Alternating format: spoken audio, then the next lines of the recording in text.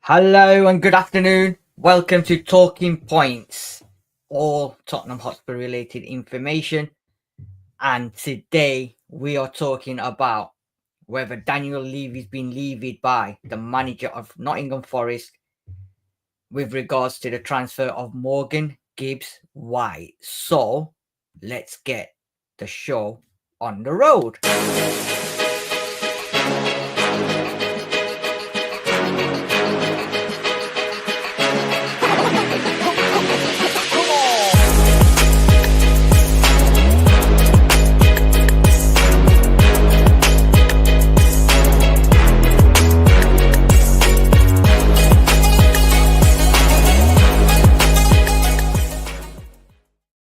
28th of July 2025, and Tottenham have only had Mohamed Kudus as the new signing, and 2.5 weeks of will he, won't he, why haven't we got Morgan Gibbs-White, and eventually Daniel Levy has been levied by the owner of Nottingham Forest. Joining me on this episode number, I don't even know what episode number are we on, 156 of Talking Points, is, as always, the host with the mostest, but he's now being a guest today, Sam Spurs for Life, and our very own Josh Spurs Debate TV. Gentlemen, another week in paradise as a Tottenham Hotspur fan. Fold the club, people are saying. Become a company. Forget the football. What's going on, guys? What's going on, and how are you guys? I'm fine. I'm good. It'll be interesting to see people's opinions based around this whole debacle. But again, the emotional side of things, we can all get emotional about it. But as I said, we'll see what people's opinions are. But I'm good. Good man. Josh, how are you? I'm just. I find the whole thing hilarious, man. I've got to the comedy stage of this whole debate. Like, I'm laughing at it now because it's Spurs, isn't it? We are the innovators of things that don't happen in normal football clubs. So I find it all funny now. I've got past the anger and the delusion of, of the Morgan Gibbs-White hope and all that stuff's going out the window. I just find it hilarious, my friend. You know what the funny thing is? A certain band was playing at Wembley yesterday or the day before, and as one of their songs say, "Don't look back in anger. I heard you say," because that's all Spurs fans are doing now, aren't they? Looking back in anger at what could have been, would have been, should have been. But you know what? It is what it is. It is number 156 of Talking Points. JABBA just levied Levy. Here's how. Talking Points. And we was going to do a quick one on the day it happened, but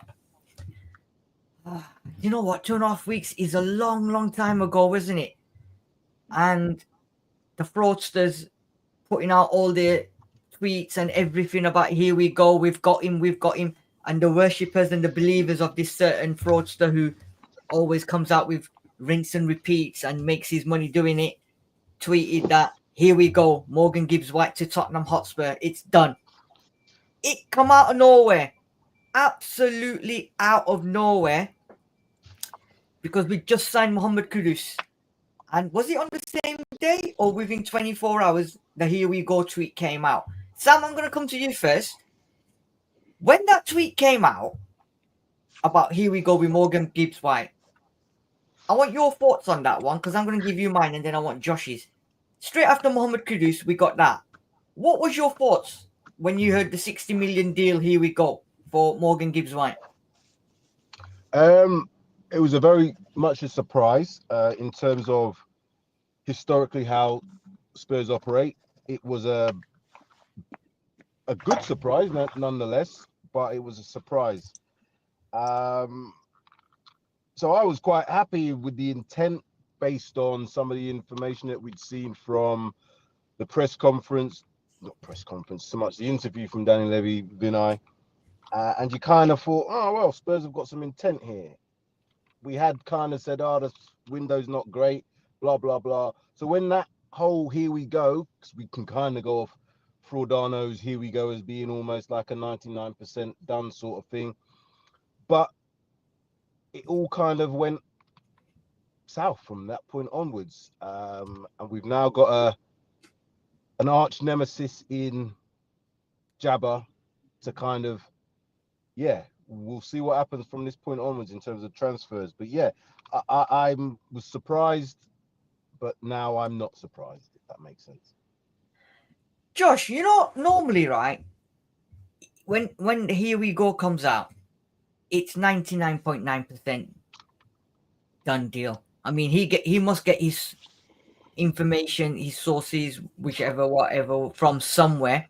And for him to tweet, "Here we go" with Morgan Gibbs-White, he must have got that from a very reliable source, right? Otherwise, he for his own credibility, and he wouldn't be posting stuff like that if he wasn't 100% sure. Do you think then he got duped, or do you think he actually was told that the deal was done and dusted, and then whatever's transpired has transpired?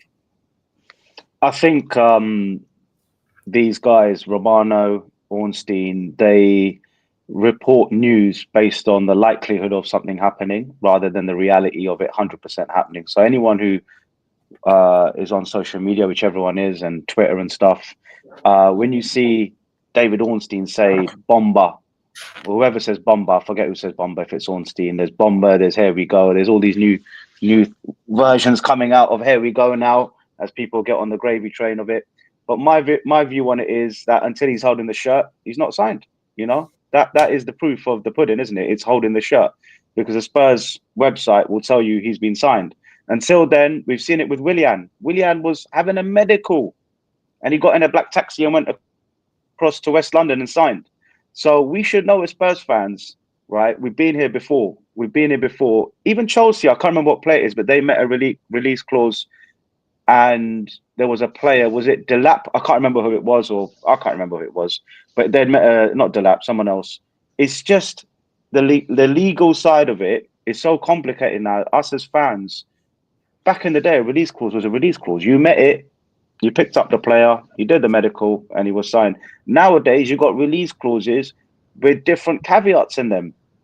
The club has to then agree. There has to be certain installments. There has to be another meeting. Like, what's the point in calling it a release clause? You might just make it a clause, and then if he's released, we'll see at the end of it. So one thing this has taught me is, like you've said, Sid, back in the day, or you said even last week, is until he's holding the shirt, it means nothing. And it's just another big slap in the face for Spurs after the Willian deal collapsed. This is another collapsed deal. This is a good player that we really needed.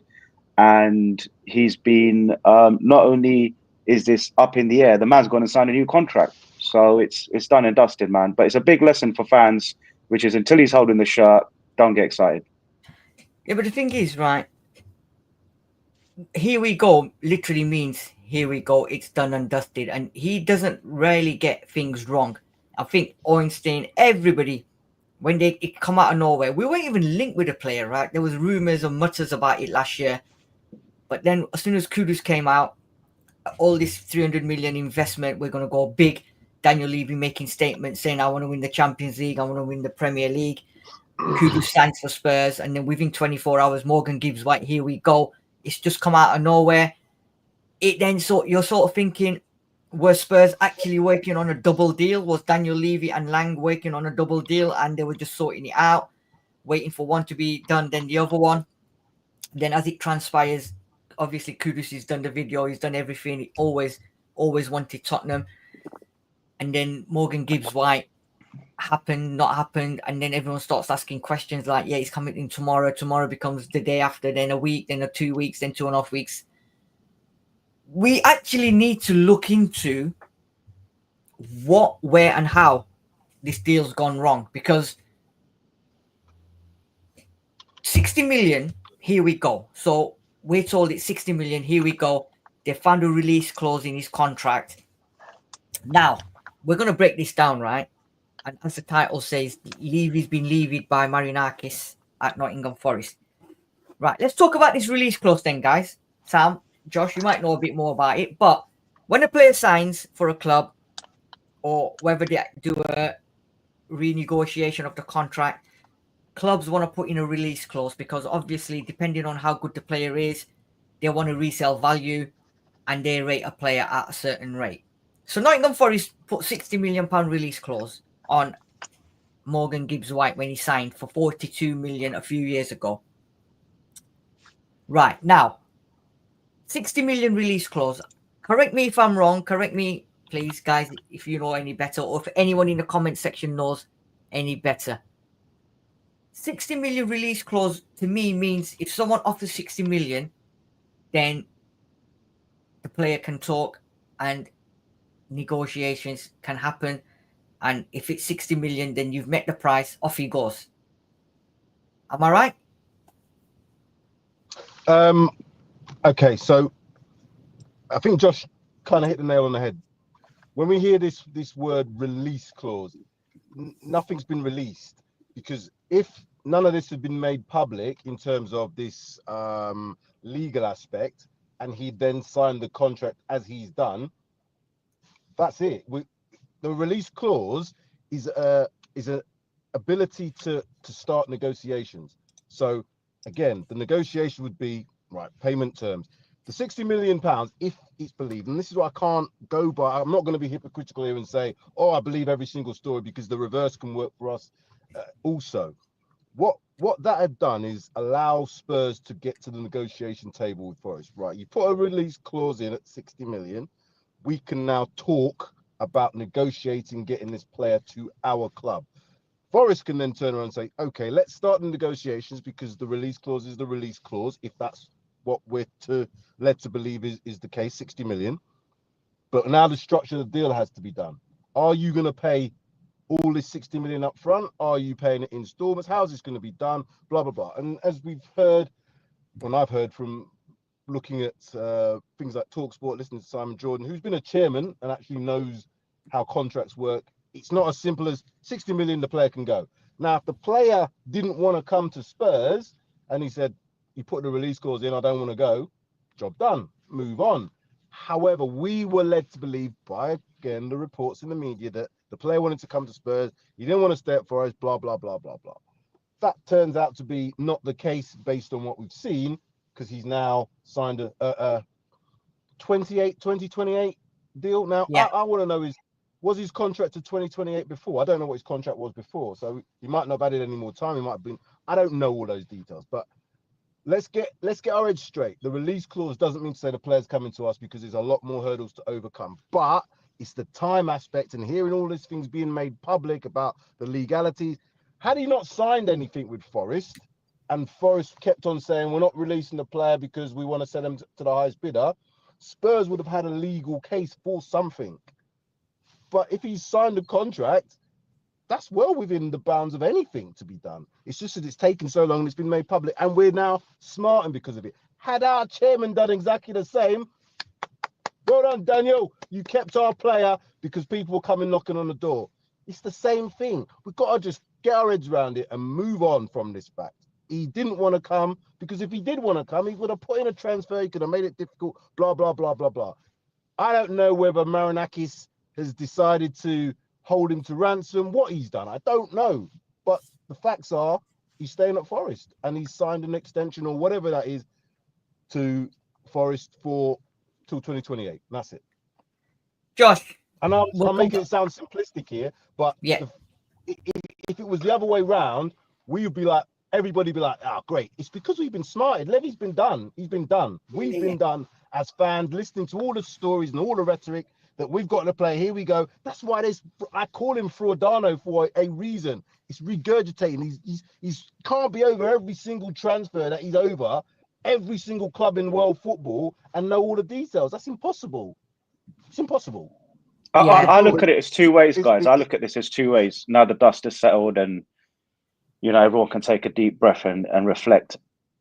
There's two things here. One is the agent or the player or someone within the club, even if it's Edu, because he has links with Vinay Venkatesham. But why would Edu go against his own club? Give me one second. Just give me 1 second. I'm just gonna add Pipes to the group. Good afternoon, Pipes. We'll come to you in a minute. Afternoon, Josh, Pipes. What Sam's just said, there's a few things that I want to pick up on. And I know you've started with 2 points, but hold fire on your 2 points. What I Yep. want just talk. Let's talk about that 60 million release clause and what it means to you, and then we'll continue with this because I So want to talk about the aspects. I would of, say just on the 60 million, I Yeah. am hearing through the grapevine, through social media. I don't know anyone in Spurs. I know a couple of lawyers. They don't really know much about this part of sport. Is that a release clause can have an NDA, a non-disclosure agreement attached to it. So that makes it like a secret. So it's not an open market release clause like Neymar. 200 million went to PSG. It was done and dusted. Barcelona had their pants pulled down. I mean, they got 200 million for him, but they couldn't do much about it. They want to let him go. In this case, I'm hearing that there was an NDA, a non-disclosure attachment. I'm not a legal person. I can't tell you more about it. But what I do know about NDAs is they're very sensitive and protected. And in law, you could sue someone for breach of NDAs quite, in a heavy way with compensation. So if this release clause was publicly released to all of us to see, we wouldn't have to debate because we'd all would be guessing, chasing tails on what it was. If it was as simple as Lange or Levy or Vinay going to the agent of Nottingham Forest player Morgan Gibbs-White saying, can we have a copy of that release clause? Do you mind popping it over on email? And they sent it, and that was a breach then, because now they have sent a release clause to Spurs that they weren't supposed to, because Spurs was to approach the club, and Spurs are in breach. The agent's in breach. The players then stuck between a rock and a hard place. So we don't have the facts. But what I would say is, from what I'm hearing is, Spurs didn't approach it correctly. The agent may have made a mistake by secretly revealing there's a release clause. And Maranekos here has just sat back with his lawyers from Mayfair and gone, go on, lads, go to work for me. And then he's come back a week later and he said, who wants to fight with me? And he's got the legal team behind him. And for me, the player and agent have sat there and gone, we don't need this. Just sign the damn thing. It's only another year, like Sam just said, on your overall deal. Levy sat back and gone, my pants are pulled down. Do I want to get into a legal battle and look even more embarrassed? Because if he loses that, he looks, we'll just walk away, take the L and crack on and hopefully get some signings this week. But for me, this is a big lesson for Levy and Lange. It's a massive lesson because they obviously haven't approached it correctly. The player's agent may have played dirty, and Maranakis has won this war. And it is a big lesson for all. So we've got David J. Bisco in the comment section, and he's put a statement in, and he's somewhat to, well, he says his brother-in-law knows people at the club. I'm going to come to you in a minute, second, Pipes. Basically, what he's saying is Gibb-White was at a barbecue with Brennan Johnson and other Spurs players and coaching staff. He got drunk and mentioned the release clause. Instead of going in and putting an offer in, what Spurs did was Rhaegar. I don't know what that means, but that's what he's saying. So, again, how true that is, we don't know. But if his brother-in-law works at the club now, which club it is, Forest or Tottenham, we don't know. But I did mention the other day, didn't I, guys, that somebody somewhere has slipped out and said something, and it's just gone around. And I did not say to you guys that I won't be surprised if Gibbs-White has said something to Brennan Johnson. So if that's the case, Pipes. So just before you came in, we was just going through a couple of things, and what I mentioned was we're going to break it down in stages, right? Because I know somebody on this team was absolutely fuming and wanted to do a stream at midnight, 1 o'clock in the morning, the night it's happened. Yeah, man was on fire. You made him wait 12 hours, man. Yeah, forget Alicia Keys. This man was on fire. Yeah, I'll pick the fifth. I have no idea what you're talking about, mate. I know, and I tell you what, had we gone live, we would have either been shut down or we probably would have broken records for live streaming views, right? Anyway, can we play the voice note, Sid? Can we play the voice note on it?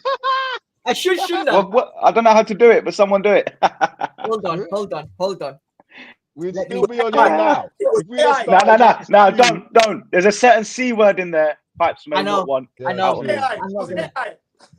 But Pipes, what we were saying is we was going to break this down, right? Yeah, of course. Now, I've asked the two gentlemen up to the top above you and to the side. The question is, £60 million release clause. To me, what it means is we can go in with £60 million and a release clause then allows him to be released. What's your interpretation then of this £60 million release clause? How do you make sense of that? Well, quite frankly, 6 clauses one, there's no such thing as secret release clauses. Football is I agree with that. And basically people talk to each other all the time. It's just a generic kind of unwritten rule, you know, about tapping up and blah, blah, blah, blah. But people talk to everybody all the time. So there's no such thing as secret release clause. The clause itself, now, it doesn't necessarily mean you have the player. The clause itself, as I understand it, is that it brings you kind of, right, you can come, we can talk, we can have a discussion. Yeah? But obviously, every clause has its own different set of metrics. Now, it could be, I don't know, it could be expiry dates. Some clauses have expiry dates. It could be conditions in terms of the actual final figure. The clause may be 60 million. That they may have a stipulation that, you know what, we want you to pay 10% on top of the actual clause figure for the final figure. You could also have a situation basically, like I said, it could be the terms of the clause. How are you going to pay it? You're going to pay it up front. You're going to pay it in installment. And we know our chairman loves an installment deal, doesn't he? So all these variables have to be factored in. I mean, the thing about Gibbs-White getting drunk at a barbecue or whatever, and come on, come on. I know. You know what I'm saying? Because there's a lot of fantastical, it's sensationalist conspiracy narratives that are floating around, and it's what the Spurs fans base does. We find coping mechanisms. Basically, one man and one man alone has fumbled this fucking. Oh, sorry for swearing. Has fumbled this deal. Now we'll go into that later on. We will go into that, and it's gonna have to be after 9 p.m. In terms of the clause itself. What, another 9 hours, Sid?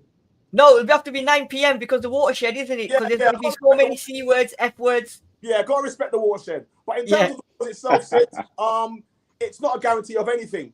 And the fact of the matter is that we sat down, i.e. Levy sat down, and just assumed it was a guarantee of, or he deliberately sat down, knowing that 60 million couldn't close the deal. Again, we can talk about that later on. But that's my reading initially.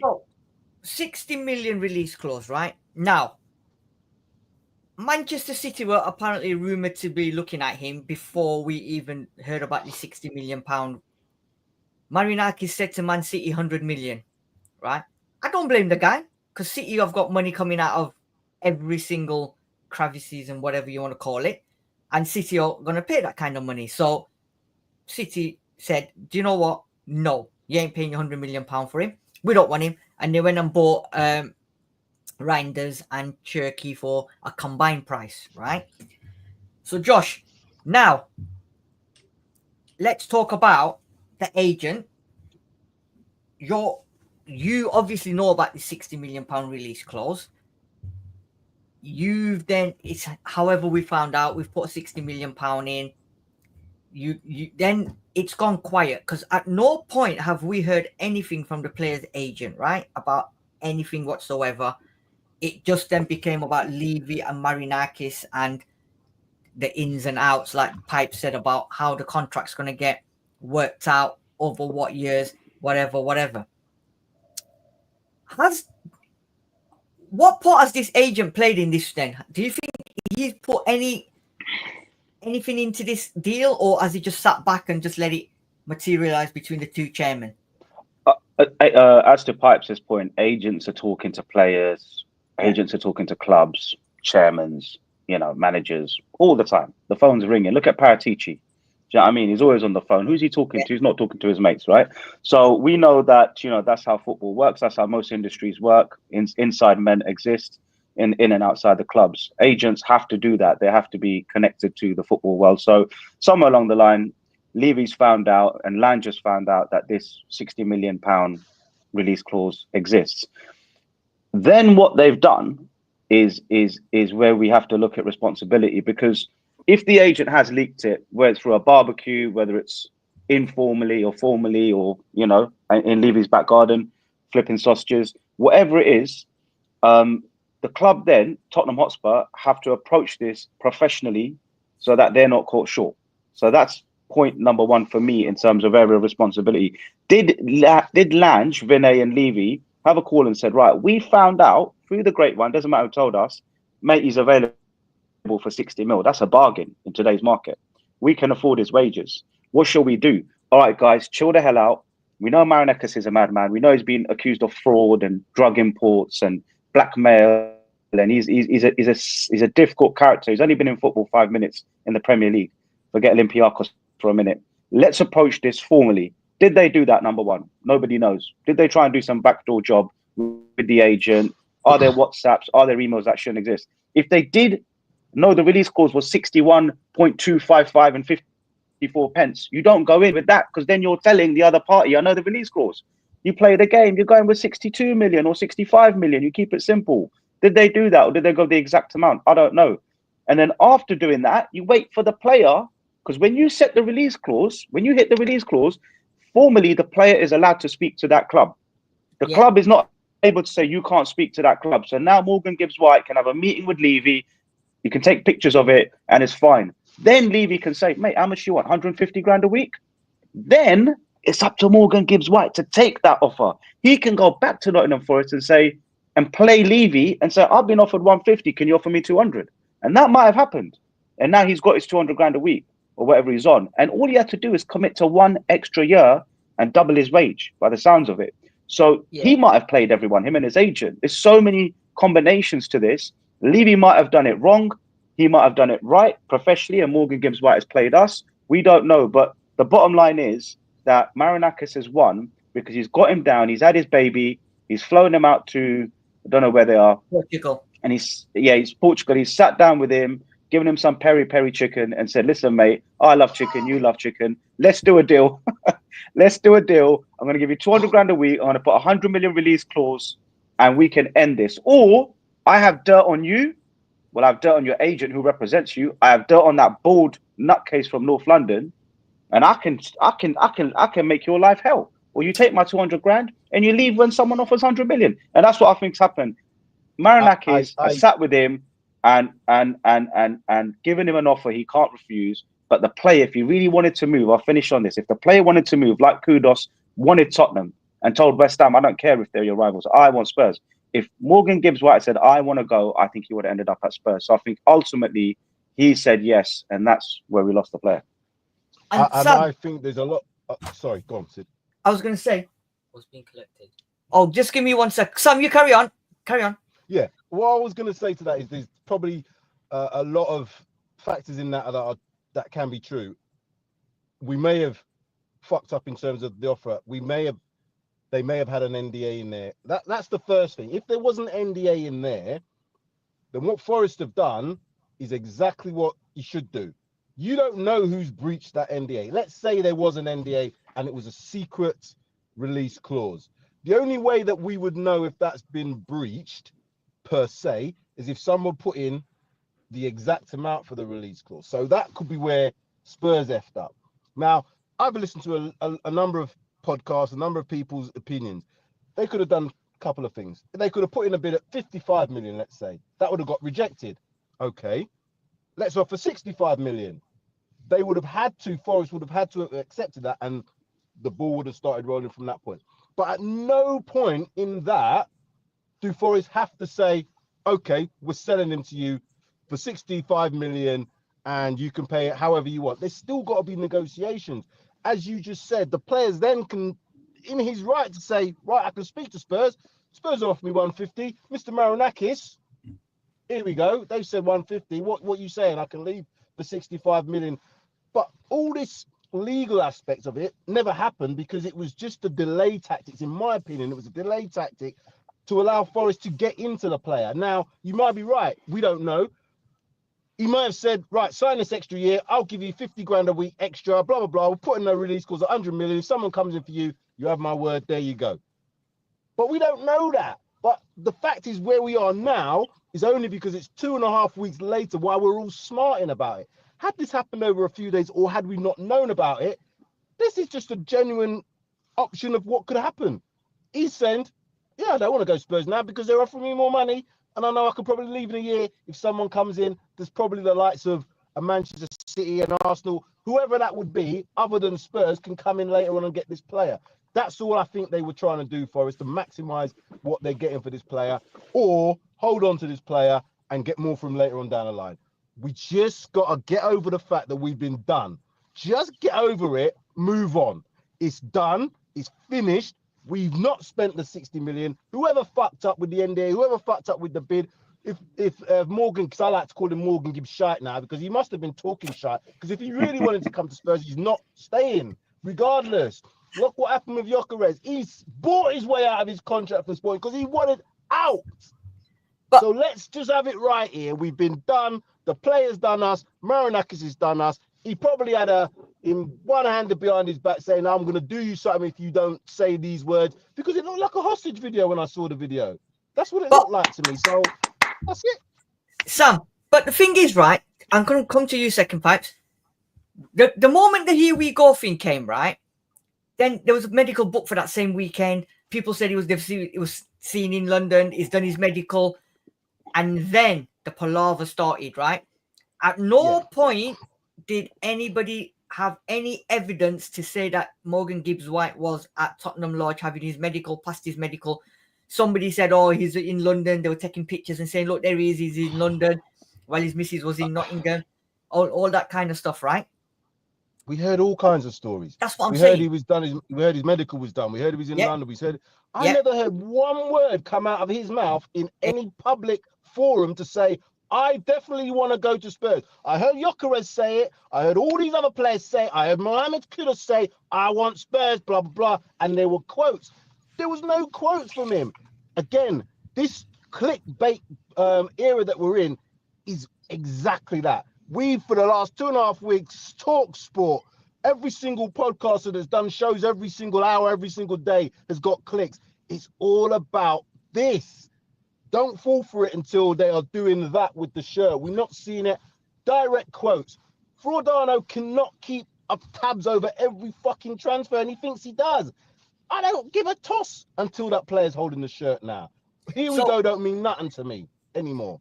So basically, it was sort of the way the party went then. This is how I think it went, to the tune of Shaggy's It Wasn't You, yeah? Brennan Johnson came in, caught me with a bottle in my hand, creeping with the players next door. Picture this. We were both in the swimming pool. Anyway, you know how it goes, yeah? And then it was basically, you told me you had an extension. Wasn't me. You said you had £60 million release clause. Wasn't me. So it was one of them kind of thing. But if the thing is, right, agent's not even mentioned a word about it. He's just been completely away. So how has the deal been negotiated? 60 million release clause. He's having a medical, blah, blah, blah. And there was not a mention of the agent, right? Can I ask one? Yeah, can I just ask that? Remember when Radu Dragusin was they were all talked about him? Remember when Romero? You saw quotes from their agents to say this is what you saw, interviews from the players say, and this is why I said until we see him say anything, it doesn't mean anything. It's stories. It's click to do this. It's designed that way. You have to wait for what's said by whoever's saying it. Agents come out with quotes. If the agent come out and said, yeah, blah, blah, our client is looking to move on, then I would have said there's something in this. But everybody was stum. So someone's fucked up. Whether or not Morgan Gibbs said something drunkenly, I don't know. Whether the agents has given Spurs to go ahead and say, yeah, that's it. Whether Spurs have said, all right, 60 million, we'll put in 60 million and £1, I don't know. But something has gone awry. But Forest have done what I expect Forest to have done, 100%. And they've done it fucking well. They've done it brilliantly. They said we're going to do legal proceedings. They could have taken us to court. Had they lost the case, it would have just meant a delay. They would have looked stupid. We would have got the player, blah, blah, blah. But something in there meant that they could have time with the player to say, listen, we can give you this. Forget that. You can go to someone better than Spurs. Don't care if they're in the Champions League. Look where they finished last season, blah, blah, blah, blah, blah. You can do all that sort of, you know what? No, fucking hell. Agent gets some money out. I get some money out. I can still probably go in a year if that's the case. I'll sign the deal, regardless of what has been said before, because I never said nothing. Morgan Gibbs never said a word, not one word. Do you know what, guys? It's a bit like poker, right? Who's bluffing? No one knows, right? But Marinakis could have sat down with both of them, Gibbs-White and his agent, and said, listen, you don't want to mess with me. You know where I'm from, what I'm about, what I can do, right? You don't want to stretch this out all summer, right? I've got dirt on Levy, Exactly. and I've got dirt on you. Sometimes a bully, people get scared of bullies in life. Not everyone steps up to a bully. And if you have all that financial might, the guy's worth big money, right? These agents are peanuts to him, right? Look at his history. He's the Tony Montana of Greece, or whatever you want to call it, right? The Sugar Knight, or whatever you want to call it.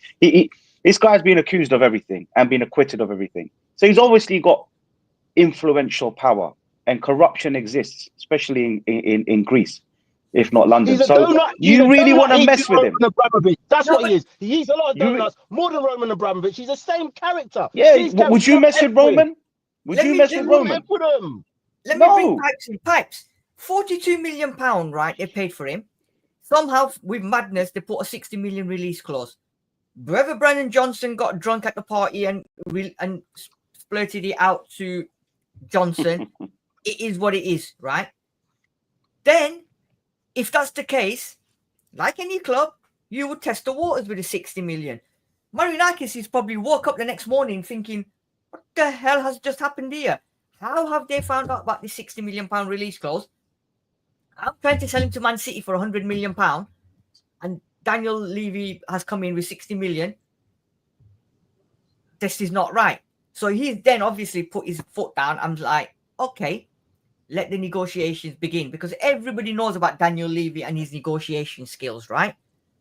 Do you think it could have transpired that way, where it has come out and he's thought, you know what, I ain't letting him go for 60 million. If Alanga's gone for 70 and there's other players going for stupid prices, Morgan Gibbs-White in this current state is not worth 60 million. I'm going to put my foot down. Well, this is the issue. And I've been at pains to try and keep away from the kind of fantastical kind of narratives that I'm reading. He's had a knife behind his back. He's done this to force Gibbs-White to sign. Yeah, I'm going to try and stay away from that and deal with what we actually see and know. The release clause comes in. Yeah, 60 mil. Forest, okay, they're pissed off that we found out about the clause. Yeah. So big fat boy now has put his foot down. He's pissed. Now, in terms of Gibbs-White himself, he doesn't have to say anything in terms of publicly about wanting to come to Tottenham. Yeah. But what we do know is that they've offered him a contract, Forest. They offered him a contract for the last 18 months to sign. They're trying to, yeah, because that he didn't sign. Yeah. Anyway, we put in we have the release clause. It's blatantly obvious after a couple of days that £60 million is not going to get this deal over the line. Yeah, 100%. Agreed. 100%. So, if that being said, we or Levy, as the instigator, as the club who wants to buy this player, you say you're ambitious, I've pissed off Forest. How can I smooth things over, Mr. Fat Boy? How can I bring you back to the table to kind of, right, let's get this deal concluded. We apologize for the insult. We apologize for everything in terms of the way we found out about the clause. How can we break bread again? At no point did Tottenham demonstrate this. Yeah? We didn't try to get this deal resurrected. We didn't try to rebuild. So this is what we have to deal with. And we as fans, you know, like I said, we use coping mechanisms. So we want to look at the player. We look at the chairman. You know, I keep saying, really and truthfully, when push comes to shove, there's only one person who's responsible for the fuck up of this deal. Now, even the legalities of the deal, in terms of Forest could have gone the legal route, that still would have stopped the transfer. Yeah. So we have to be honest. We have to be honest as a fan base. We have to be honest. And it's very hurtful. You know what I mean? But Gibbs-White, people can argue that he was just being professional, sitting down and not saying nothing. I mean, the fact of the matter is, why didn't Fat Boy offer Gibbs-White this contract the minute we triggered the release clause? Guys, we've got to not disrespect him by saying things like that, man. Just call him by his name. All right, Maricanis then, whatever his name is. Whatever, Marinakis. Yeah. We know what. No, guys. It's Mr. Maricanis. Yeah, Okay. Mr. Marinakis. Have some respect. Yeah, we can't disrespect somebody because of the way they are. We've got to be a bit. You know. I've got a belly, mate. I know, but you know what? You know what I mean. No, I understand. Yeah. But back to my point. Why did he not offer the contract the minute we triggered the release clause? I'll tell you why. Because Gibbs-White had made it known he wasn't interested in signing a contract. Yeah? But like I said, we trigger the clause and then we sit down. 1 day passes, nothing. 2 days passes, nothing. 3 days turns into a week, nothing. We think we're just sitting down because we triggered the clause. So Maricanis, I can never pronounce his name, but Maricanis, he sees a chink of light now in terms of, you know what? I don't think Tottenham are that serious about signing this player. So suddenly he gets his calculator right now and decides, right, what can I offer him that's going to give him a chance of keeping this player? Yeah? And the player himself now, Gibbs-White, he may suddenly started looking at us sideways now, as players with ego tend to do. Yeah? He's thinking to himself, wait a minute, I thought you guys wanted me. You guys don't want me really as much as you claim to. So then suddenly his mind now may be getting turned, thinking, you know what? I'll sign for an extra year at Forest, and then we'll review the situation a season down the line. And this, quite frankly, I believe is what's transpired. So we can look at every other angle and try and basically pull blame from here, there, and everywhere. Yeah. And basically ignoring the elephant in the room. Of course. We'll talk about him. We'll talk about Daniel in a second. The other thing I was going to say, right, is you found out it's a 60 million release clause. You know that Forest and Marinakis is going to not play ball because he wants him to go on to City and 100 million he quoted. Then why, as a chairman, are you not saying, all right, you don't want 60 million, I'll give you 65. All right, you don't want 65, I'll give you 70. All right, you don't want 70, I'll give you 75. All right, you don't want 75. Right, I'm not giving you 100 million pound. I tell you that now. What are you willing to take? Because I tell you what I want, what I really want. I want to really want Morgan Gibbs-White at Tottenham Hotspur Football Club. How much are you willing to take? It's simple. Yeah? Simple. Every player has a price, right? I think I can maybe elaborate on that a little bit because money talks at the end of the day. Yeah. And also with regards to that, Spurs again. We're going. I'm going to say this with the caveat that what some of the things that's been reported, I have to believe. So I have to believe that the player did want to come to Spurs. So if that's the case, and Spurs put in the release clause, and there was rumors coming out, I only want Spurs. Again, not seeing his direct quotes, but I've heard that I only want Spurs. The club buying are in a good position, as we were with Kudus. I want to go to Spurs. Do you think West Ham wanted 55 million for a player that could 80 million could command 85 million? Of course not. So Forest are in exactly the same position. A player that they were quoting Manchester City nearly 100 million for, that they probably could get 80 million. And I said this on the last stream or the stream before that. I think the player's worth 75, 80 million. You could then negotiate the payment terms on that to not have to pay out all the money now. That could have been a tactic. But money at the end of the day talks. And if you think the player wants to come to you, you're in a big, stronger negotiating position. But at no point did I see the player in any interviews, did his agent come out of any sort of thing to kind of intimate that he definitely wants to come to Spurs? Because that might not have been the case. Go on. But he doesn't need to come up public and say anything. But what I'm saying to you is because of that non-public non-disclosure, we don't know what the fuck's going on. At least when we heard people talk about Romero, Dragons, we saw direct quotes, so we understood the mentality of it's coming from the player or the player's agent or his representative. We never saw anything. We're making it up.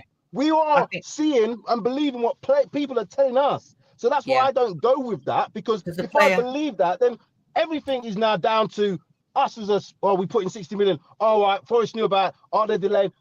We fucked up. But we don't know in between what's happened. We don't know. But has be honest though, has every player who's angled for a move come out and publicly said so? If they want to move that badly, No. Some players, some people are different characters. Yeah, some I people hear are that. But to let play me stop you there. strong, But if keep it the 100% club and that's wait for the selling two clubs but to if the club negotiate. that's selling are happy with the amount of money that's being offered, then we don't need to hear about anything. The Yeah. problem being is Forest sold Elanga to Newcastle for 70 million. They don't want to lose the best player in the team. Yeah. So they yeah. want more money. They're in their right to want more money. 100%. It's us then, or the player then, to either say, I want that move and I'm not signing a new contract. Because he didn't have to sign a new contract. He could have didn't. said, I'm going to wait this one out. And Yeah. I can put it out, funnel out there's some information to say I don't want to stay here. That hasn't happened. So this comment by International Observer: who the hell does Levy and these self-entitled fans think they are? Forest are well within their rights. Imagine the naive stance of Spurs fans having a go at the Forest guy. We Spurs fans are full of it. He then says Agreed. he says here, Spurs and Levy are going to find this more and more as we proceed. We have become a very unpalatable setup to do business with. Now, Agreed. if Morgan Gibbs-White, forget Morgan Gibbs-White, if we had that same situation with Romero and it's a 60 million release clause with Romero and it's got leaked out to Atletico Madrid and Atletico Madrid came in and offered 60 million, although they only offered 50 million. Had Daniel Levy done exactly what Marinakis has done, we would have been standing up going, Daniel Levy, you're the man. Well done for standing up, right? Nottingham Forest and Marinakis has done exactly the same. £60 million release clause. It's been found out. It's now, like Sam said, it's now down to the player, the agent, and the club wanting to buy to tell the manager or the chairman, right, you've got this. Okay, you're not going to sell him at this price. Name your price, but not 100 million. I'm willing to negotiate. 60 million release clause, 100 million asking price. Me in the middle, Sam, 80 million pounds. Thank you very much. This is what I'm saying. The player's worth that money. How much do you want this player? Does the player want to get 200 grand? He's probably getting that now. If you offer 250, the player's not signing for Forest. So it's all about wages. What are you going to offer the club that's going to buy? There's so many different aspects to it that I can't say that's happened. But all I know is, if the player, money talks in football, money talks in business. Have we offered enough money? Had the player been offered enough wages? We wouldn't be having this conversation right now. We wouldn't be. This is the thing, yeah. And Razzle Dazzle saying here, Morgan Gibbs-White would have had to take legal action against Nottingham Forest for breach of contract, which he didn't. In that time, 2 weeks, Nottingham Forest negotiated a contract without Spurs being able to contact. Simple. Right. Easy. So, Josh, 2.5 weeks this has rumbled on for. 2.5 weeks.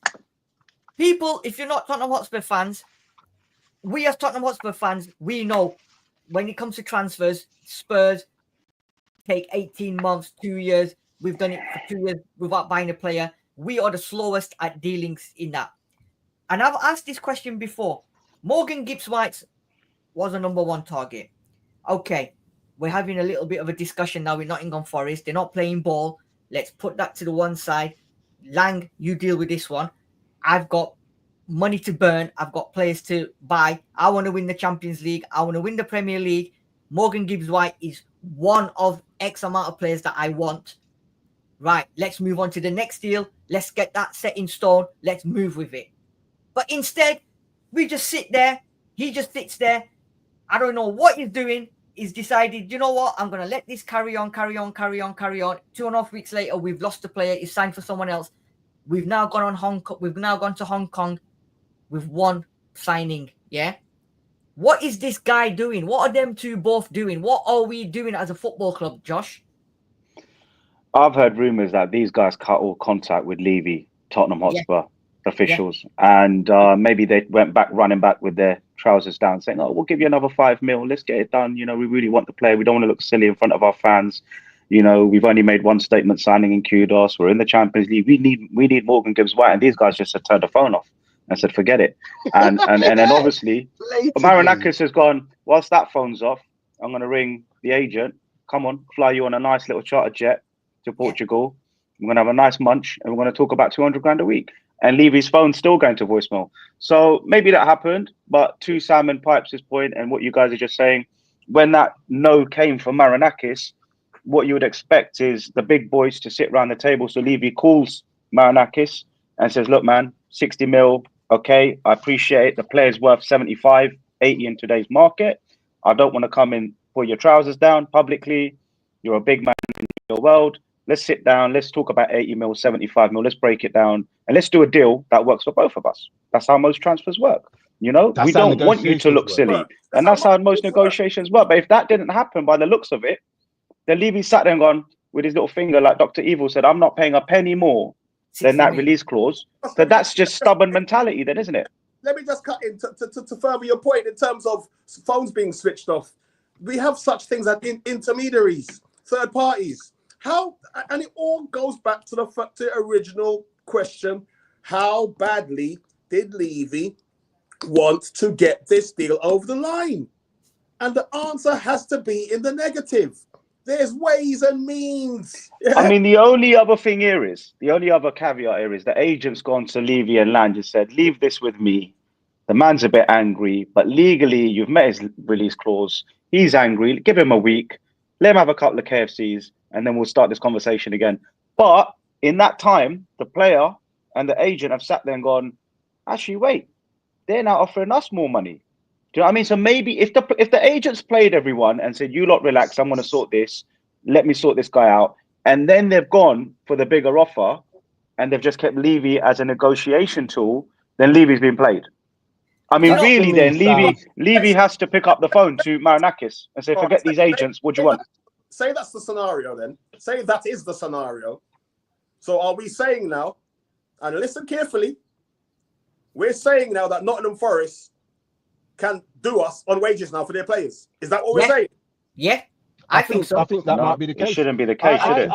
I think that I could say be no well more. the case. And Say no more then. the reason I'm saying that, because they've got an owner. We don't know how, you know, when Roman Abramovich was in charge of Chelsea, there were so many deals done where I'm thinking, how they got that done? There's back deals that they can fund. If you're a G billionaire like this man supposedly is, you can offer things that we will not ever know about in the public sphere. Let's have that right. And that happens in football. Sweet deal. When they had the brown paper bag deals, it's not brown paper bag anymore, but there's other ways of doing stuff like this. As I keep saying, the agent doesn't work for Spurs. He works for the player. So if the player says, hold on a minute, Forest offered me 250, you're going to get a bit of this money. I don't care what Spurs are saying at 150. As much as I might have said to you, let's get me out of here, nothing's been made public. Had anything been made public by both the agent and the player, which you rightly said, Pipes, doesn't have to be made public because of the reasons why, if they make it public, then they're the ones that are going to be in the wrong. Nothing's been made public, so they can sit back and say, hold on a minute, Forest are giving us, what do you want us to do? If they're going to come out and say, we want to go to Spurs, regardless of what Forest offer us, and then sign a deal, they look stupid, and the player would look stupid. There is another Go footballing matter to this. As Nuno said to Marinakis, we've lost the Langer. We're going to be in the Europa League, hopefully. 100. I'm going to take my best player away, right? Forget money, forget release clauses, forget 200 grand a week, forget Levy, forget everyone. I need this player to get top 6 next season. Josh. Then Levy has to offer 100 million, like stupid money. And you know he's not going to offer stupid money. He's not Sheikh Mansour, is he? So maybe that's happened. But Nuno Josh, just said. But Josh, with respect though, we're talking about a chairman who's frog marched onto the football pitch to have it out with his manager. Do you really think he's going to have it? Nuno has any sway with this man? Exactly. And well, I don't think he'll have Nuno disrespect him, but I think the guy genuinely wants to finish in the top 4. I genuinely think he's ambitious. this quote, money talks, BS walks, as they say. And but what if it's like this, yeah? Go on. Think about this, guys, yeah? Morgan Gibbs-White in 12 months will be worth the same money. He'll be worth the same money. Nothing's going to change. Yeah? He's going to be one more experienced, and he'll be in the Europa League, and he'll be in the World Cup. So after a good World Cup, is he worth 100 mil? Now Chelsea are on the phone. Maybe Arsenal needs someone to back up Odegaard. So if you look at it from the player's angle and the chairman's angle, why should he come Spurs? Unless Spurs put down £100 million, which Spurs don't do. And this quote from you, do you think Marinakis would have let him go if Forest hadn't been elevated from the Conference League to the Europa League? I think that's a very good question. I think if they were still in the Conference League, I think he walks and he sells. Yeah. But because now they've been elevated and Palace have been done over as well. And I'm hearing in the contract that they've renegotiated, you know, he's engaged, isn't he? Mm-hmm. He's been told that he's going to have the main role in My Fat Greek Wedding Numbers 400. You said Fat Sid, not us, mate. So, no, but that's the film, isn't it? It's the title of the film. Well, I don't know, mate. It's the title of the film. But no, honestly, so the bottom line, right? So, Sam's gone. So we're going to wrap this section anyway. So after all this, after all the negotiations, after everything, as the title says, have Spurs and Daniel Levy been levied by Marinakis, or is it Levy completely and utterly effed up and Marinakis has well within his stance and put his foot down and said, do you know what? That release clause is there. I messed up, but if you want my man, you're going to have to give me X amount of money. All right, not 100, but X amount of money, right? So are we, as Spurs fans, we're all blaming Gibbs-White. We're all having a go at Marinakis. We're all saying this, that, the other. Yes, we have been played by Morgan Gibbs-White, his agent. Marinakis has done the right thing, demanding more money for a player who he thinks is worth more. And I go back to what I said at the beginning. There's Madueke went for 50 million. Alanga's gone for 70. Morgan Gibbs-White is not worth 60 million in this current market. If Dilap's worth 50 million as well. And has Daniel Levy completely and utterly fucked up and played the fans, and as always does what he does best and sold us. Do you know what, Sid? I tell you what. Let's flip it here. Say Liverpool, like they're going for Isak. Say Liverpool were going for Gibbs-White. Yeah. You know what would have happened? Let's say they hit the release clause 65 million, 63 million. The player would have pushed that through because Liverpool would have given him 200 grand a week, and Liverpool is Liverpool. Let's not mess about. We can see what they're doing to Isak's head right now. When Liverpool pick up the phone and call, it's like Real Madrid picking up, but in the Premier League, because you know you're going to win something. So we just don't have that pull. So the only pull left for us is money. It's compensation, right? We can only offer them more money because we are not Liverpool. We are not Man City. So if Levy knows that it's going to take more money to get him, he's got to pay for it. But then what is reasonable? And the second thing is, maybe Marinakis just said, you ain't going nowhere, son. I'm putting you on 200 grand a week. I'm putting £100 million release clause, and I'll give you a verbal handshake that after the World Cup next season, you've smashed it in the World Cup, which we all know you're going to do. I will then let you go to an elite club. But for now, you ain't going nowhere. So so many angles to this conversation. You know what I mean? So basically, as Jews not save them pipes, it's Spurs 0, Forest 1, Marinakis 90 plus 2 weeks. I mean, listen. In terms of the title of the stream, I mean, to me, it's not really Levy being played by Marinakis. It's basically the Spurs fans, as you said, being levied by Levy and played by Levy. Marinakis has only done what any chairman would do in his situation. But what people are failing to understand, when the clause came in, he was throwing bombs everywhere. I'm going to got legal. I'm going to do this. I'm going to do that. None of this transpired because he literally was panicking because they were in a position of weakness, Forest. Let's have it right. They were in a position of weakness. Yes, MGW didn't come out and publicly say anything, or the agent, but basically we were in the race. Yeah, we were in the race.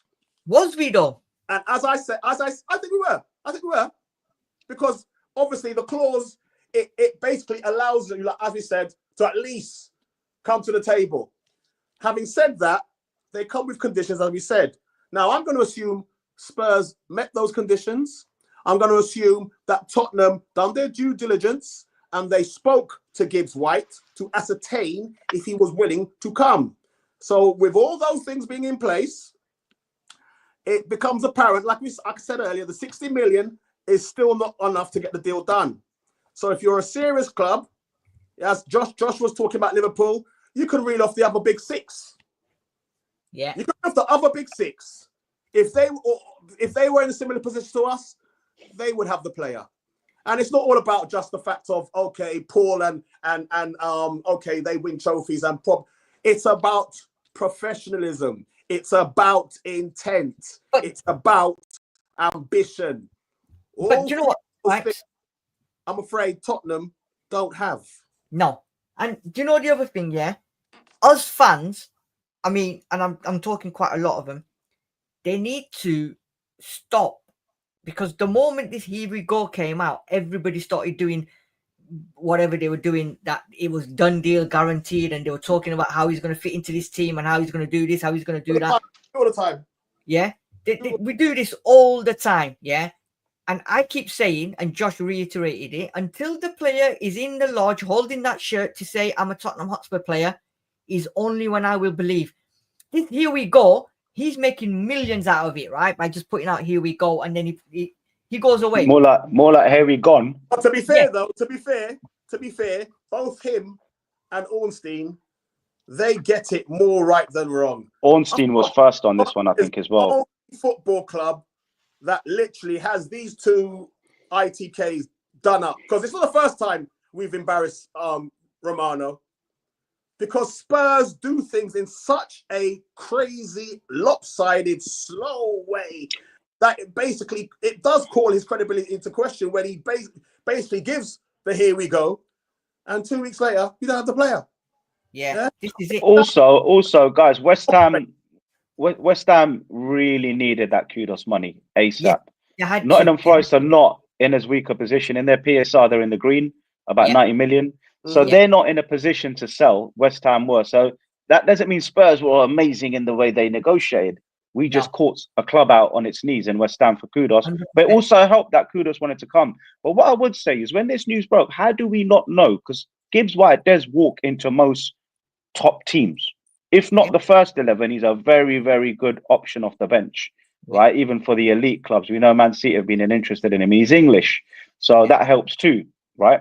So how do we not know that when this news broke, Chelsea, maybe even Arsenal, Manchester United, whoever it was, picked up the phone to the agent and said, listen, we are interested. Next season. We've spent quite a bit of money. We've got to take care of PSR, but next year, we will be on the phone to you. 80 million won't be a problem. My chairman is cool with that. Let's talk in 12 months. Because if you're Gibbs-White and you've got the top six after you, why would you want to go Spurs? Yeah, agree. I mean, you can't rule that out, because the fact of the matter is, we sat down, and when I say we, I'm talking us as a fan base. We sat down on two things. We sat down on, okay, we've met the release clause, and we sat down on the fact that he said, the talk was he wanted to come.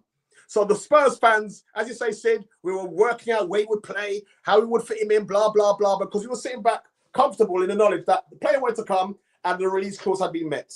Yeah. And I said a couple of weeks ago that the only thing that kept this deal, while we sat down in our activity, the only thing that kept the deal alive was the fact that the player was still intimating that he wanted to come. The minute that stance softened, the deal dies. So when Man City came in, or allegedly he was trying to, Maracana's was trying to sell Man City or make Man City get involved in the bidding, if Gibbs-White intimated he wanted to go City, he would have ended up at City. So whichever way you look at it, we weren't serious, and that has the overall of this whole saga. One more point, guys. Yeah. Serious. One more point, guys. Think about this, right? Gibbs-White is sitting there last week, or even a few days back. He's just had his baby. He's sitting there thinking, I am the main man at this football club. I'm going to taste European League football, hopefully soon. I have a World Cup place up for grabs. Do I want to be sitting with Maddison in the changing room next to me? Will I get the same amount of playing time? Will I be rotated? Will I fit into Frank's system? In Nuno's system, he's the main man. At Nottingham Forest, he's the main man. He got his 200 grand a week. the guy said, all I'm going to do is put your release clause up by another 25 million or whatever it is.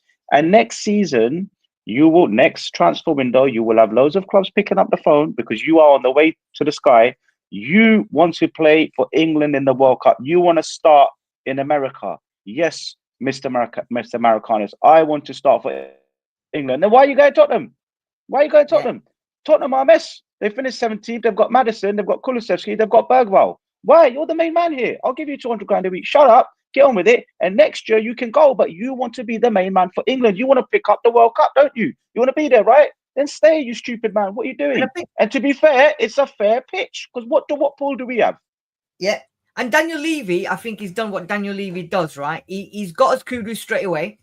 And then they put out the name of Morgan Gibbs-White and wasted 2.5 weeks. Exactly. And then 2.5 weeks, that 60 million is sat in the bank, making interest. And he knows deep down. Sorry to cut you, Sid.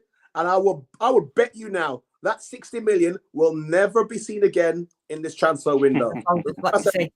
That's what I was about to say. He put that 60 million to the side. He's probably thought, I've saved myself 60 million, and the interest I'm going to make on this now, I'll tell the Spurs fans the usual shit that I give them every year. Oh, but we tried, we did everything in our powers to get Morgan Gibbs-White. We now haven't even got a list of players. Apparently now Polina's done and it's imminent. Apparently Harvey Elliott, if Harvey Elliott is signed at Spurs, I'm giving up my season tickets because I do not want him at Spurs. If that's the level for us, then you know what? Sell the club, fold the club, do whatever we've been discussing on the groups and make it into a company, not a football club. We've now gone on Hong Kong tour, right? Tour on Hong Kong, where we're going to be playing Arsenal, Newcastle. Then we come back to play Paris Saint-Germain. One recognised left back. Destiny has now become Darren Anderton because how he's got injured, I don't know. He's injured now. We've gone with Ben Davies as our only recognised centre-back to Hong Kong. For how many years have we said we need cover? We have 3 players to cover a right back and a left back position. Pedro Porro, Jed Spence, Destiny Udogie, or shall we just say Destiny Udogie and Jed Spence are one player, right? 3 players with Ben Davies in his 10th year, right? 12th. What is going on with this club? We know where we're lacking. We know what we need. Then you're now turn around and letting Divine, Lancashire, Mikey Moore go on loan because they're not good enough or they whatever. I don't understand what is going on. Do you know what the problem is, lads? We've spent 30 million on Tell this window. I know he came last year in January, but in terms of Levy's pitch to the fans, I've spent 30 million on Tell. I've spent 30 million on Danso this window. That's 60. I've spent 60 million on Kudos, 55. That's 105. I've spent another 8 million on Vuskovic and another 5 million on Kotai. So I've spent my 120. Spurs fans. Leave me alone. Leave me alone. And the thing is, we're probably going to sell or loan a few players out because the squad's too big. But I don't see any major sales. Now, if we sold Son for 30 mil or 25 mil and we sold Richie for 25 mil and there's 50 million coming in, then Levy may go out there and sign another player. But as it stands, keeping Son, keeping Kulu, keeping Richie, and a few little drips and drabs on the edges of the squad going out on loan, is Levy really going to spend any more money? He spent his 130 mil. Kulu, from yesterday, he's now delayed in his comeback. So whatever the injury he's got, he's delayed a setback. So he's now not coming back whatever date they were given, right? Maddison is just coming back from injury, so we don't know what's going on. We didn't even have one shot. All right, it's pre-season. We didn't even have one shot on goal against Luton Town, who've had back-to-back demotions, right? I honestly think we've got massive problems, and Daniel Levy is going to be at the forefront of it again, orchestrating what he does best. And these fans, I'm going to tell you now, there's going to be more meltdown coming because this is just the beginning now. Champions League, Premier League. Those pieces, because I don't know what more evidence our fan base need. I mean, it's all right having a moan up on Twitter or online, but when it comes to numbers on the ground, it's like you're whistling in the wind. Now, we had, what was it, one of the protests last season. there was about roughly just under 2,000. But quite frankly, I think that's as good as it's going to get. We have a fan base that are so brainwashed. They are so... Our brains have been fried by this chairman's, his manipulation, his smoke and mirrors, and they just don't have the rebellious spirit required to make their voices heard. So we'll just carry on, same old, and Levy wins again, as he does, you know, every season. Yeah, I mean, hour and 10 minutes. Like we said, now we've got to move on with this Morgan Gibbs-White. It's done. It's dusted. Yes. Whatever's happened. Que sera. It's happened. We move on. Whether he wanted to be our player, whether he wanted to come, whether we didn't pay enough money, whether Marunaka's done us, whether Levy fucked up. It is what it is. We now have got to move along. Forget about it. It's done and dusted. He's a Nottingham Forest player. He always was a Forest player, and now he's going to continue to be a Forest player. Now, we have almost a month left in this transfer window. You've brought in a new manager. My boys are still saying about Ange should never have been sacked, blah, blah, blah. And now you've got, as Mike calls him, Bambi on ice coming in, who hasn't, come to a big stage. Can I just say quickly, I have to be honest. Of course, I wish him all the best. Yeah. But there are things that's disturbing me about Thomas Frank. You've had Mbeumo, you've had the midfielder Arsenal signed, you've got Wissa now. None of these players have demonstrated desire to follow him. Now that concerns me a bit in terms of his pull. But Pipes, is that his pull, or is it Daniel Levy was not going to pay the wages and the listen? 70 million and whatever he's getting at Man United, I think is a lot of money for Mbeumo. 70 million, and his probably wages is in the 200 and 300. I think 70 million is correct, man. Do you think? I think it's about right. Yeah, I think Mbeumo's a good player. He's proven it. Yeah, but we've got Tell for 40 million. So, and what's the lads? The worry is that there are 3 positions on this pitch for Spurs that need surgery and upgrades ASAP. We've talked about the 6 because Gray is a young man. We can't rely on him on a Tuesday night. Basuma is done. Sarr, let's give him one more season and see where his ceiling's at, because I'll give him that because of age. But Basuma's an experienced international player and he's just not showing enough consistency. Bentancur is our only 6, so we've got to keep him. And Archie Gray is a project. Number 10 position, Bergvall will be very happy that this deal collapsed with Morgan Gibbs-White, because he will see himself as that next in the throne after Maddison. He was poor the other day, Huh? I said he was poor the other day against Luton. He's poor, but he'll see himself and he's got something about him. We can all see that. Kulusevski, I don't know what Kulusevski is. Can someone explain to me, is he a right winger? Is he a midfielder? Is he a number 10? Is he a false 9? And the other position is Mr. Solanke is going to need a break. He cannot play Tuesday, Saturday. So Richarlison has to be questioned. And the last one is Sonny. Josh. No. Sorry to cut you, but no, Mr. Solanke doesn't need a break. He needs an upgrade.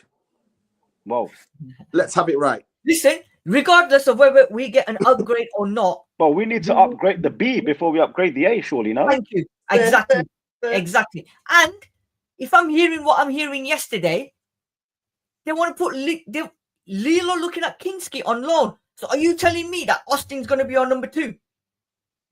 Or apparently now I've read today that we're looking at a new goalkeeper. I'm like, what the fuck is going on with this club, man? Is that Kinski's agent just trying to get him more first team minutes? I don't know. I don't blame him. But then, if you're going to let him go on loan, Austin as a number 2, no chance. I'm sorry, no chance. You know what? We're in a desperate situation, yeah? We've signed one clear, good signing that walks into this team, which is Kudos. On the left, we've got Sonny, whether we love him, loathe him, legend. He is faltering. And he is not the same Son we once knew a couple of years back. So there is a big question mark. We can't rely on Tell. We can't rely on Odeber and Hope. Kudos can play on the left potentially, but that's not his main position. And Brennan Johnson is a right winger. So on the left, do we go and sign Garnacho or put in a 60, 70 million bid in for Semenyo to fix the left? And then we've got Richie and the number 6. And you know what? as much as Garnacho is criticised, he trumps anything we have on that left-hand side. Yeah, but I don't. His attitude and that, I just don't. I know that. He's a Sid, I know troublemaker. that. He's a But Sid, troublemaker. we're in a desperate situation at the moment. As Yeah, Josh was saying, we you are don't need chronic. another bad apple in that team, man. If he comes in and he does what he did at Man United and whatever leaks information and was the mall and this, that, the other, we've already got enough problems. The more problems we come across, the more problems we have, and we don't need that. But listen, we've got 30 days to wrong the right, to right the wrong. I'll tell you what, Harvey Elliott, he's a 21-year-old England international. He's held it up in Liverpool. He's young. Don't blame him too much for not making that his own, right? He's been up against some of the best. If we signed Harvey Elliott, Sid, I know you're shaking your head, mate. No, he might be the Frank type. He might be the Frank type. I'm just saying. What, I'm done. If we get him for 30 mil, listen, if we get him for 30 mil and when Bentancur gets injured or Basuma huffs and puffs, he's an option. I'm talking desperate at the moment, but he's an option. I know that. We're looking at. Oh, Pipes is gone. I'm not having him, Josh. I am not. If He's not an upgrade. He's not an upgrade. But we're desperate. We're Desperado FC at the moment. Do we just get him in for 30 bags? Nah. No. I'm not having it. No, not after looking at Gibbs-White, Josh. No. We can't go from Gibbs-White to Harvey Elliott. Can't go to Harrods and Harvey Elliott, have a look at his stats later. Carrying, progressive passes, key passes, up there, lads. You just couldn't get in the team. It doesn't start for Liverpool all the time. This is the problem I have. This is what I'm talking about. Why we take Liverpool's cast-offs? Yeah. Because Liverpool have, I don't want to use the word bigger fish to fry because we're in the Champions League too. But listen, it's Liverpool in it, Premier League. Even that is amazing when you actually look at it. You know, we're in the Champions League. We've just won a trophy, and we can't get players.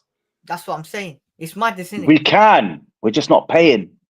That's the thing. We're just not paying. Correct. That's the thing. But guys, if there's 60 million in the bag, there's a holdo at Tottenham HQ with 60 million pounds. Where do you spend that first? Do you update Richie? Do you update Sonny? Or do you update Bentancur? Where are you boys spending that 60 million? Let's just say there is 60 million there.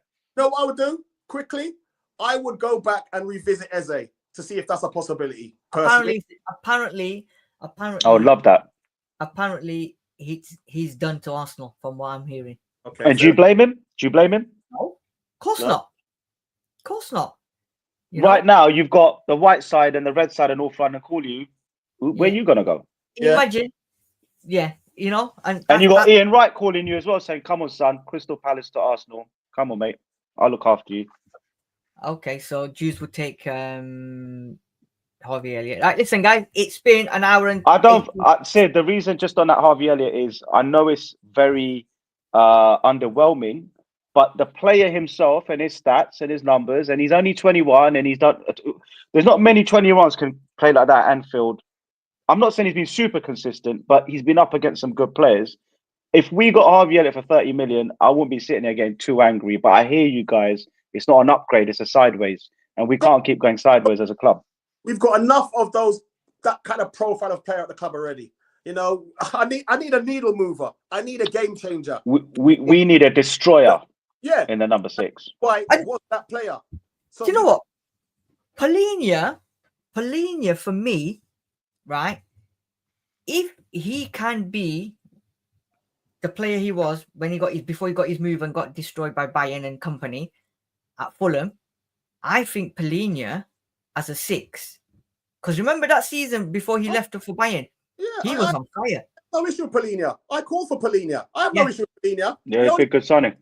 It'd be a very good signing. Yeah, and obviously his techers, as they say, are not the best. But he's not being bought for that. Apparently, a friend of mine, a German friend of mine's told me after 60 minutes, every game it was like, where's the energy? Apparently he's fallen off from what he was at Fulham. That's what I've been told. I don't know if it's injury related, but you know, a lot of clubs aren't going for him. He's still on the market for a reason. So there is that whole, he'll be a bit part player, not necessarily a starter every week. I'd have no problem with. Yeah. We don't pay for needle movers anymore, Pipes. Risk averse. Dembele, Lo Celso. There you go. That's who we are. You know what's happened, chaps? We used to be that club that finished top 4, top 5 under Pochettino. We had Kane and Son, who people wanted to play with. We had Walker, we had Rose, we had Toby, we had Jan. Do you know what I mean? We had a team that people wanted to join, Ericsson and all those players. From that, we're now with this squad, which is holes and aged players and the Richies and Sons and all these players like, you know, Bissouma. And we have, as a club, what is the image that Tottenham portrayed to these players like Gibbs-White and Adam Wharton and Eze? We've actually fell down the pecking order. Now, I appreciate we've not had Champions League money, but we've not had Champions League money because we didn't go enough for Champions League top 4 races by not spending enough. And that's another question for another day about finances. But my point is Spurs, if they don't get this window right, are we becoming more West Ham than Arsenal? Are we becoming more West Ham than Arsenal? In answer to that, Josh, I think between the chairman and actual Mr. Range's season just gone may have done untold damage to the image of Tottenham, because what players see now, yes, okay, we have the Europa League win, but what they essentially see is finishing one place above the relegation zone, losing 22 matches. Yeah, that's what players seeing now. And I said it at the time, and we don't know the damage that Postecoglou's has done. Yes, he got given us the trophy, but has he done? You know what? I tell you what, yeah. As what people are making it out to be, or is it just Daniel Levy? Those that watch cricket, those that watch cricket will tell you, a proper cricket fan will tell you, a test match is where you really find out about your players over 5 days, not on a 1 day or a 2020 where you can slug it out the park. Exactly. In the test match, 5 days, every bowler and player and batsman and fielder gets tested over 5 days, whether you like it or not. We showed last season over our test match period of 38 games that we're shit. 100%. Now, obviously, Ange has to take a lot of blame for that. I can blame the medical and Levy departments as well. But we are now seeing the consequences of finishing 17th. We're now looked at as not top 4 for sure, not even top 6. We're something between top 6 and mid-table. That's how we're looked at the moment. And it's a shame because the brand Tottenham Hotspur has been damaged. But last season, Ange had players that got injured in games. We've already not even had any games, and we've had 2 players injured even before playing games, in Solanke and in Destiny Udogie. What's going on there? Is that Frank's training? Because Destiny was even in the lineup when they put the lineup out, and even a commentator. Well, hold up. I'm going to make a point on this, yeah? Conte had them running up and down in Korea, or wherever it was. You saw them puking up on the touchline. Yeah. I don't know if you guys have been watching these training videos, but these players are done and out, right? And it's pre-season, the way he's pushing them. Is he pushing them too hard, number one? Because I don't believe Andrew was pushing them in that department as hard. I think Andrew was more just play, pass, move, press. Now he's got them, turning them into super athletes. These players are going for all these changes. Whereas Arteta at Arsenal, Pep at Man City, they know their pre-season. They're coming. The players know, right, I'm going to have to do this. Shit don't change much. We're now pushing these players in a different way. So you're going to get injuries. And another point is we're having the North London Derby in 3 days. I know. Now, whether we like it or not, that is a high-profile game to the world. And whether we like it or not, the fans are going to take it seriously and the players are going to have to push themselves. Are we about to just go into more injuries on Thursday because they're going to overly push the players? Should we have played that game before PSG and played another sort of maybe like a, do you know what I mean? Like a low mid-table team in the Premier League? Why are we playing Arsenal? For the money, right? It's for the money in Korea, not Korea, Hong Kong.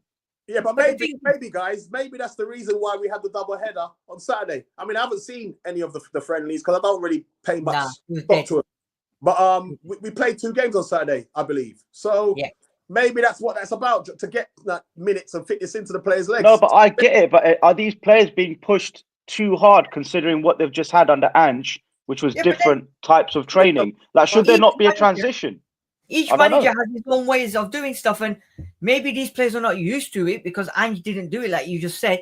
Now they've got to get used to the way Frank's going to do it, and they're going to have to get used to it. If they can't, then that's their problem. But going to Thursday against Arsenal, for me, and I had this conversation with an Arsenal fan, for me, it's a friendly game.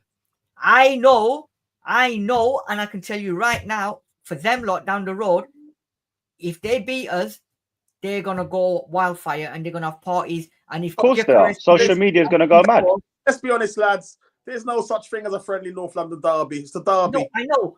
But Derby. what I'm saying is that is not going to dictate how the season's going to span No, out. but what it is going to do, Sid, if we ain't made a It's signing gonna in the go next 72 hours, if we ain't made a signing and we get dropped 3-0, it's just going to put another downer on our transfer window and pre-season.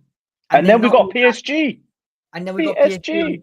Yeah, that's what I'm saying. So, and Newcastle in between as well. So the morale then just could be absolutely done and dusted and killed even before it starts. We just come off our biggest trophy and the morale's down already. I know. Yeah.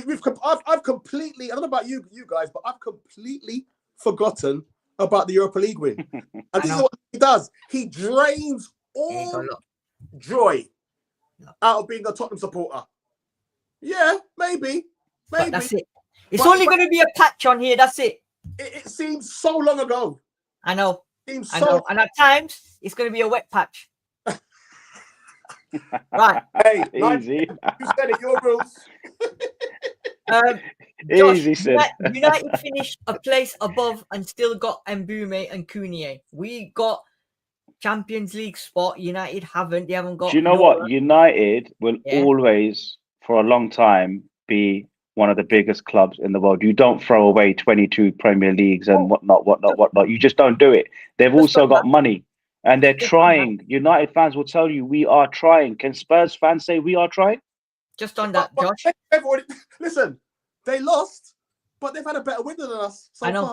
far. And just on that, Josh, the World Club Championship final between PSG and Chelsea, 81,000 last month in America.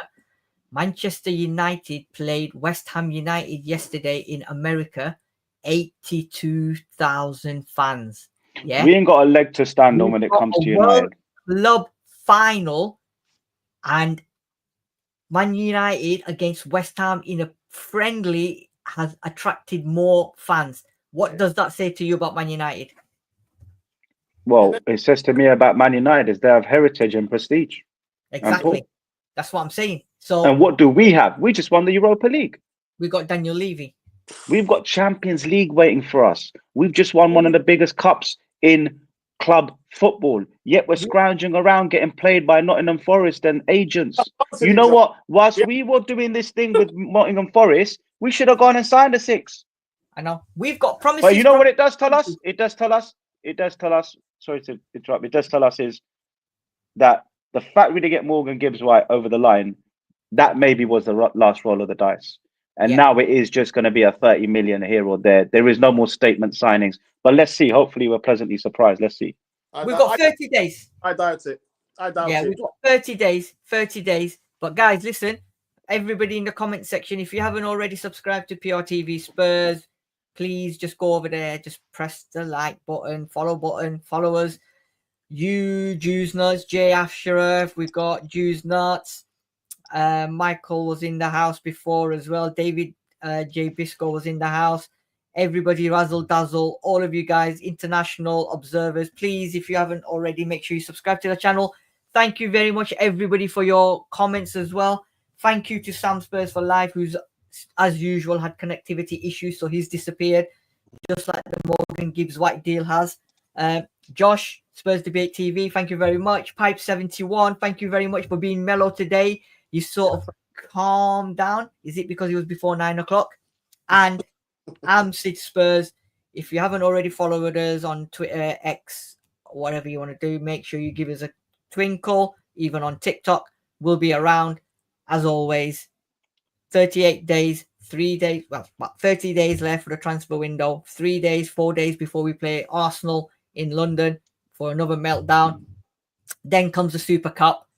So, please make sure you come back and join us for more PRTV Spurs, more talking points, and then the beginning of the end, as they would say, of the Tottenham Hotspur Premier League campaign.